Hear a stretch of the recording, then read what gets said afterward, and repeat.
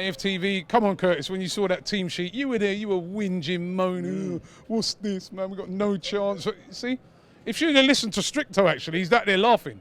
He told you, innit, about El Neni. He had a good game, El Neni, didn't he? Bruv, you know that El Neni performance could stop us getting Partey, innit? Because you know Josh Kroenke's watching that going, right in the check, he's got the Egyptian, I told you already in there, we've got the Egyptian Partey. Listen, don't get carried away, you know.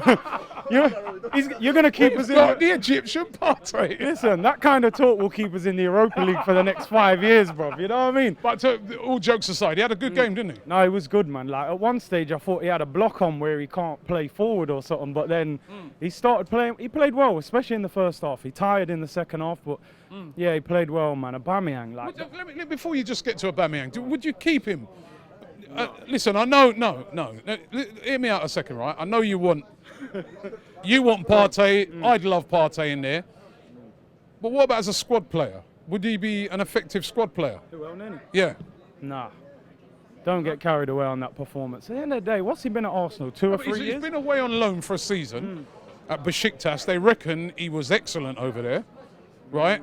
Now, if somebody goes away on loan and they do really well, and they come back, and then you've seen it's only won 2 games. He scored a great goal in the previous game.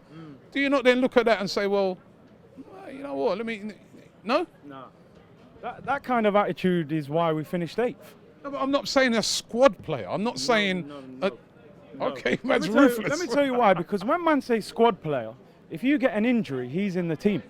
So then you're relying on. He was in the team today against Liverpool. He done well. Yeah, but it's one game. It's one game. I've seen a lot of men have good games. I remember Sanogo scoring in a big game. Oh, man, nah. El Neni, listen, he done well today. Hopefully that puts another 2-3 million on getting rid of him. But as for keeping him, nah. We got to be more ambitious than that. I'm looking at Liverpool saying they're the champions. If we're going to close the gap on them, I'm not saying we're going to win the league, but if we're going to close the gap, you got to look at who's at the top and say, I need to be where they're at. Would El Neni get in Liverpool's team? Would he get in Man City's team? I don't even think he'd get on Man City's bench. You know what I mean? So I enjoyed the performance from him today. It was good, it was effective, but we got to think bigger than that, man. Think much bigger than that. The squad player thing, I don't really buy that because, you know, when a man gets injured, you're in the team. You've got to be close to the guys in the team. So, nah. So are you happy with what you've seen at the moment from Mikel Arteta? Yeah, do you know what? I think he's doing the best he can with what he's got. I think how we do next season will depend on what the board does. Because I'm looking at the team, I'm thinking, you know, they're capable of putting in good performances. I think at the moment, we are like a cup team in that the big occasion, we can turn up Wembley, all that. But it's about the consistency. That's what really good teams do. They churn out performances week after week. I think at the moment, that's what we haven't quite got that. I think we need that little bit more in quality. You know, Saliba's coming, obviously he was on the bench today. Gabriel, I think that's pretty much wrapped up. Aubameyang, I mean, this guy, every time he just, you know, every time I watch him, I just think, wow, like, he hardly touched the ball. As soon as he got that ball cut inside, it was like, you know what I mean, just bent in it was an Henry-ish moment. Like, I remember loads of times Henry had quiet games just bent in the corner and like, they've got to get him tied up. But what we do in the market between now and the end of the window, that's going to dictate how far we can go. Because what do we need?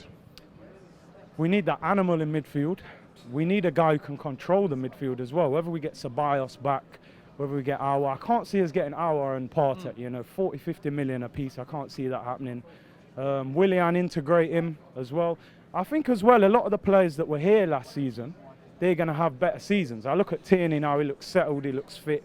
I think he's going to have a big season. I think Pepe, you know, we need a lot more from him. Lacazette, more goals from him.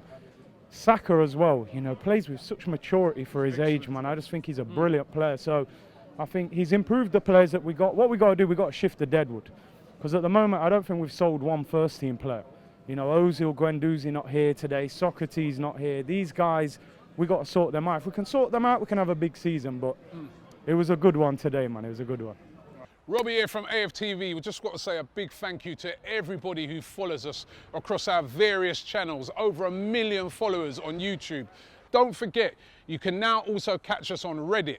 We're on Reddit, so get involved with us on Reddit and also on TikTok.